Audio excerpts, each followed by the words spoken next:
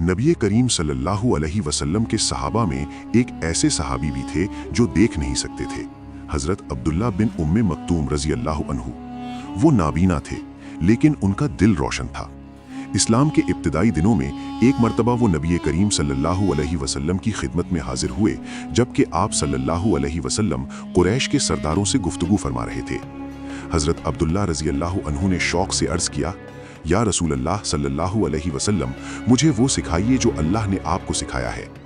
उस वक्त नबी करीम सल्लल्लाहु अलैहि वसल्लम को उम्मीद थी कि कुरैश के सरदार इस्लाम कबूल कर लेंगे, इसलिए आप सल्लल्लाहु अलैहि वसल्लम ने जरा सी तवज्जो दूसरी तरफ कर ली। थोड़ी ही देर बाद अल्लाह ताला ने उस मौके पर तंबीह फरमाते हुए आयात नाजिल फरमाई, सूरह अब्स की इब्तिदाई आयात, जिनमें इस नाबीना सहाबी की इज्जत अफजाई की गई। इस दिन के बाद हजरत अब्दुल्ला रजी अल्लाह अन्हु को खास मकाम हासिल हो गया। नबी करीम सल्लल्लाहु अलैहि वसल्लम ने उन्हें मदीना के मुअज्जिनों में शामिल फरमाया, हजरत बिलाल रजी अल्लाह अन्हु के साथ। उनकी आवाज़ मदीना की फिजाओं में गूंजती थी, जो मोमिनों को नमाज की तरफ बुलाती थी। नाबीना होने के बावजूद उन्होंने खुद को कमज़ोर नहीं समझा। कई साल बाद जब जंग कादिसिया पेश आई तो उन्होंने लश्कर में शामिल होने पर इसरार किया। लोगों ने कहा, आप नाबीना हैं, आप पर कोई जिम्मेदारी नहीं।